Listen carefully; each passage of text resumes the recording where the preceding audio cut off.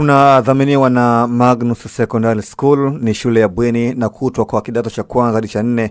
Ni shule bora yenye mazingira tulivu ya kujisomea. Habari njema kwa sasa ni kwamba Magnus wanatoa ufadhili wa ada ya masomo. Ni vizuri ama ni vema mzazi ukampeleka mtoto wako Magnus Secondary. Tafsiri ya goli ina sintofahamu ni kwa sababu ya watu kutaka kujua au kutokujua mtu ananufaika vipi na offside position na onside position. Wakati movement wakati inakwenda mwisho, pasi iliyokuwa inapigwa kutoka kwa Dube ilikuwa inaelekea kwenda kwa Pacome ambaye alikuwa yuko kwenye offside position. Kwa maana hiyo, referee alitakiwa kama alitakiwa tafsiri tendo lile pale pale ndani ya sekunde 3, wakati ile pasi inatoka kwa Dube na kumwangalia mlengwa alikuwa katika position gani. Lakini kitu ambacho nimekuja kukiangalia baadaye ni kwamba Pacome kweli alikuwa kwenye offside position kabla hajafunga lile goli. Baadaye akarudi kwenye onside position. Aliporudi kwenye onside position, Max ambaye alikuwa hayuko kwenye eneo la kuotea akaingilia ule mchezo, lakini ile pasi wakati inatoka kwa Dube kwenda kwa Pacome ambaye ndiye alikuwa mlengwa namba 1, kama ingekuwa sehemu ya offside, basi muamuzi alitakiwa apilize kipenga pale pale wakati kwa madhumuni ya ile pasi inakwenda kwa nani. Lakini tendo la muamuzi kuacha na tendo la mchezaji wa Simba, ukiangalia ule mpira kabla hajauchukua Max Zengeli, kuna mchezaji wa Simba kaugusa pasi ile wakati inatoka kwa Dube kwenda kwa Pacome ambaye ndo alikuwa mlengo. Kuna mchezaji wa Simba akauingilia mchezo. Kwa hiyo marefari wametafsiri kama mchezaji wa Simba ameingilia ile movement kwa kuweza kubadilisha ule mpira uelekeo. Ukiangalia pale chini baada ya Dube kupiga, utaona kuna mchezaji wa Simba ameutouch ule mpira kabla ya Derek kwenda kutaka kufanya tackling, kwenda kufanya bouncing, ataka kustopisha. Kuna mchezaji mmoja kaugusa ambao kaenda mbele, ndio Max akatokea akauchukua, akageuka, akajaribu kutaka kufanya finishing ambayo ilienda ilimgonga golikipa, ndio mpira ukamrudia Pacome ambaye awali alikuwa amekuwa kwenye offside position. Lakini sasa inavyotafsirika kwa marefari pale ni kwa touch ile ya muingiliano wa mchezaji wa Simba, defender wa Simba kuingilia ule mpira ambao ulikuwa unaelekea kwa mtu ambaye yuko offside position. Yawezekana ndio tafsiri yao kwamba imevunja hiyo offside position ya Pacome, kwa maana ya kwamba mchezaji wa Simba inaonekana kama yeye ndo katoa pasi kwa Max kaenda kataka kufanya finishing, bado golikipa ambaye ni mtu wa 3 sasa tena akaingia akafanya save. Alipofanya save, livorudi second balls ndo ikamkuta Pacome yuko kwenye position na akascore. Kwa hiyo watu wanachokilalamikia na chokijua ni kwamba Pacome alikuwa wapi wakati ile movement inakwenda karibia kuwa tukio la kuwa goli. Kwa hiyo hilo ndio nafikiri sintofahamu. Lakini ukija kutafsiri za marefari watakwambia kwamba kuna mchezaji wa Simba alinitafia ile movement, baada ya kutouch yeye tu ikaonekana kana kwamba kama mchezaji wa Simba ndio katoa pasi kwa mchezaji wa Yanga ambaye ni Max, ambaye ndio alifanya finishing ya kwanza, ikawa rebounded na goalkeeper, na yule aliyekuwa kwenye offside position ambaye ya awali wakati kabla ya tukio akarudi kwenye onside position na akafanya finishing ya kuscore hilo goli. Kwa hiyo watu wanacholalamikia ni kwa nini alikuwa kwenye offside position na akarudi kwenye onside position alafu kanufaika na goli hilo. Kwa hiyo hiyo ndio sintofahamu iliyopo, lakini ukiangalia kuna action hapo ya goli ya mchezaji mmoja wa Simba ambaye aliingilia mchezo na kuweza kutegua ule mtego ambao awali Pacome alikuwepo. Lakini kama ile pasi ingepita through kwenda kwa Pacome na Pacome angefunga, basi Pacome alikuwa kwenye offside position. Mimi nafikiri labda ambacho wanaweza wakilalamikia ni style ya Pacome kabla hajafunga. Alionekana anamsukuma, yani anamtoa yule Derek kwenye nafasi ya kwenda kuokoa ule mpira ili yeye afunge kwa usalama. Hicho labda nafikiri unaweza ikawa ndio sintofahamu ya kwa referees ambao kwa nini hawakuamua baada ya kurudia ile ukiangalia movement kwamba kabla hajafunga Pacome kuna action nyingine alifanya ya kuweza kumsukuma yule beki kumtoa kwenye reli kwa mwili ili yeye abaki comfortable aweze kufanya finishing. Lakini kiukweli kwa nadharia ya tafsiri ni kwamba mchezaji wa Simba aliingilia movement ya pasi ya Dube kwenda kwa Pacome, kitu ambacho kinaonekana alishavunja alivunja huo mtego, na Max akaja akategua kabisa baada ya Max kuuwai ule mpira na kutaka kufanya finishing. Kwa hiyo mimi kwangu nitaitafsiri kwa namna hiyo. Kwa ukiwalisia kwamba kwa mtazamo wako wewe ni bao halali?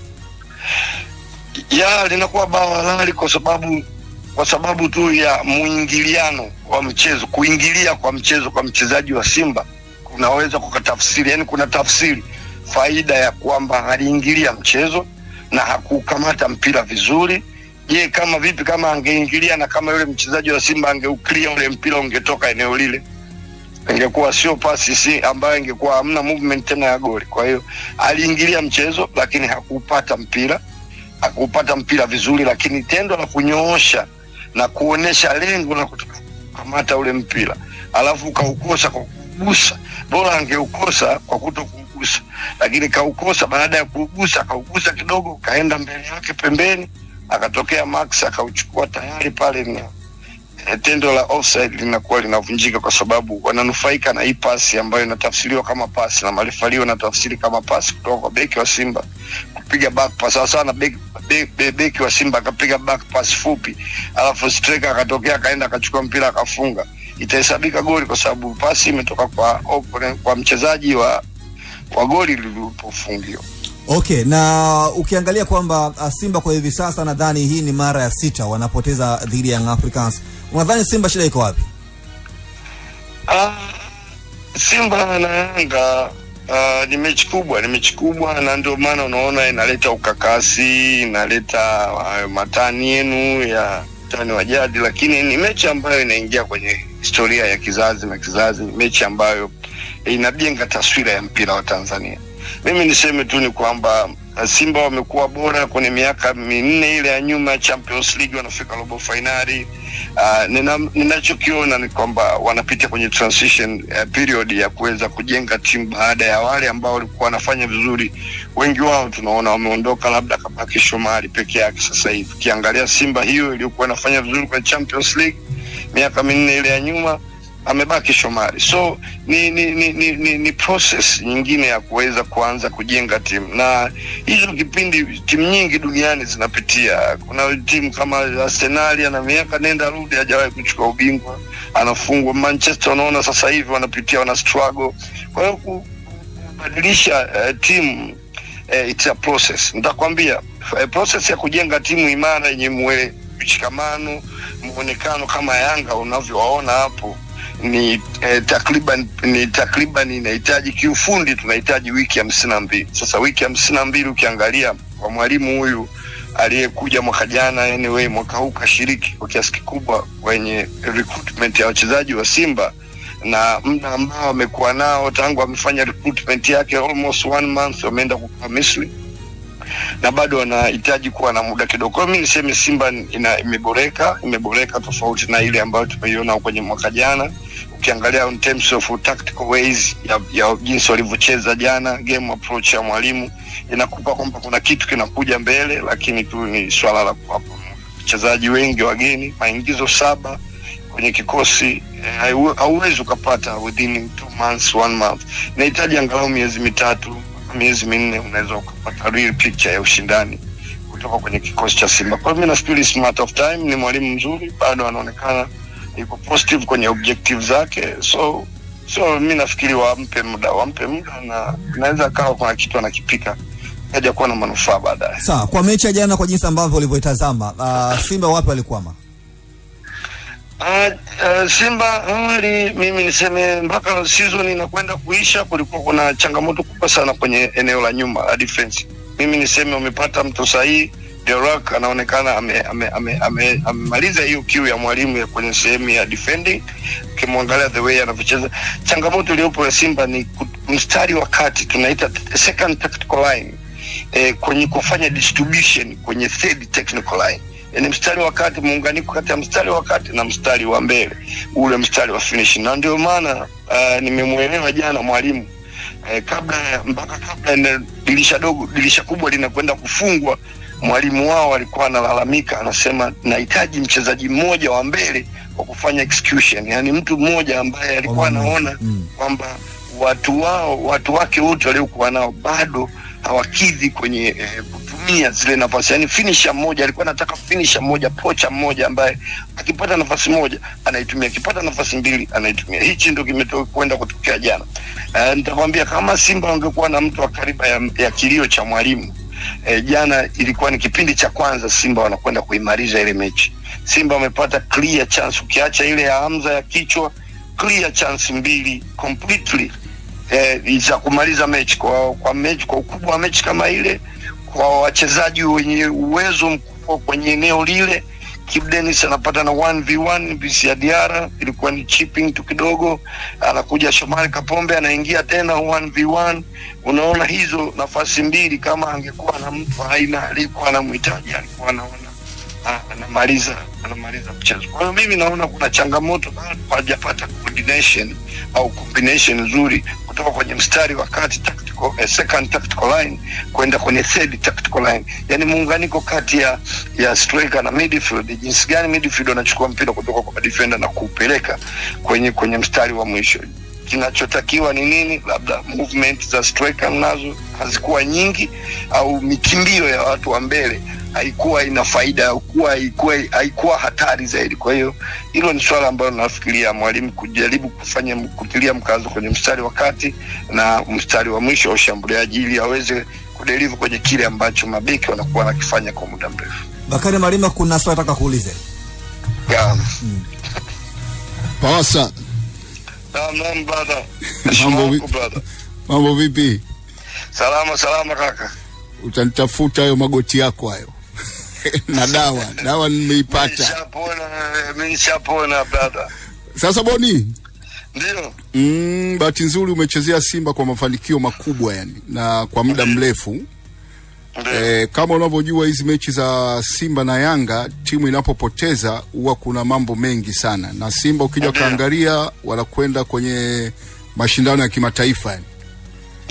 Nini ushauri wako yani kwa wanachama, wapenzi wa Simba, benchi la ufundi, viongozi wa Simba? Manake ujue mechi ya jana, kwa uzoefu wako nadhani kuna kitu kinaweza kikatokea, na ukija kaangalia hakuna muda. Simba tarehe 20 wana game ya kimataifa. Nini kinahitajika sasa hivi kufanyika yani, kuiweka timu kwenye utulivu ili kusawa na kwenda kupata matokeo mazuri kwenye game ya kwanza ya kimataifa? Cha kwanza mimi nataka niwaambie Simba lazima wabaki na objective. Lengo lao kwa mwaka huu, katika zile 4R zao 4 waliokuwa wamekaa kikao, ilikuwa ni malengo yao. Japo ngao ya hisani ilikuwepo, lakini tayari limeshatokea la ngao la hisani. Mimi kwangu ninachokiona, kwanza nimependezwa na mwalimu, nafikiri atakuwa ameyapata picha kamili ya wachezaji wake ambao kwanza wamewaleta kuhudumia klabu ya Simba. Maana katika utumishi wao jana, nilichokipenda kimoja ni kwamba mwalimu alikuja akajisaisha, akamtoa yule fullback kama na yule kushoto, akaja akamuingiza akaenda kucheza sehemu baada ya kuona yule mchezaji ambaye amempa majukumu ya midfield zone kuonekana kana kwamba kama kidogo yuko heavy, yuko mzito. So ile moja kati ya, mimi nitamsifia mwalimu, moja kati ya mabadiliko mazuri zaidi ambayo amefanya, ambayo yameleta afya kwenye timu. Hata ukiangalia second half, baada ya Yanga kufunga goli na yule mchezaji kutoka fullback ya kushoto kuingia katikati, kulikuwa kuna mabadiliko makubwa sana. Hata transition za mpira za Simba kutoka kwenye eneo la beki na kufika kwenye eneo la kina Kibu Denis na mwalimu, ilikuwa wameonyesha uhai, Simba ikarudi kuonyesha uhai zaidi. Kwa hiyo ni moja ya vitu ambavyo wana Simba wanatakiwa waelewe, ilikuwa ni mechi yenye high intensity tunasema.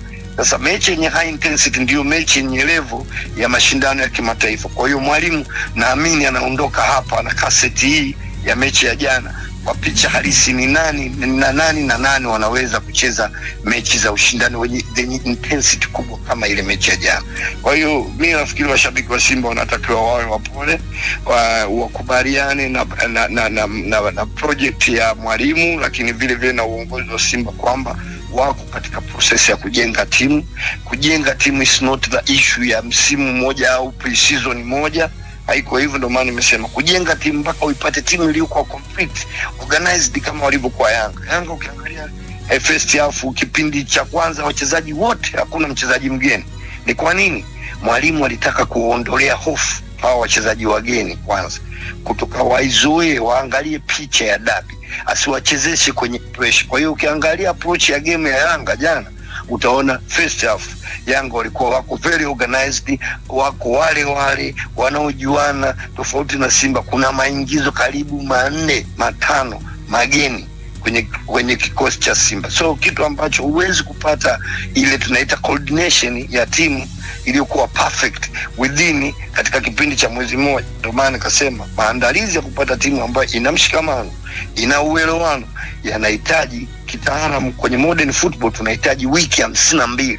Katika hizo wiki 52 tunafanya process, tunaangalia hizi technical line zote 3 ili kuweze kuziunganisha, technical line ya chini na ya kati na ya kati. Na kwa hiyo mimi niseme Simba bado ukubali kwamba wako kwenye project na wako kwenye. Usisahau kusubscribe kwenye YouTube Mwandike Digital.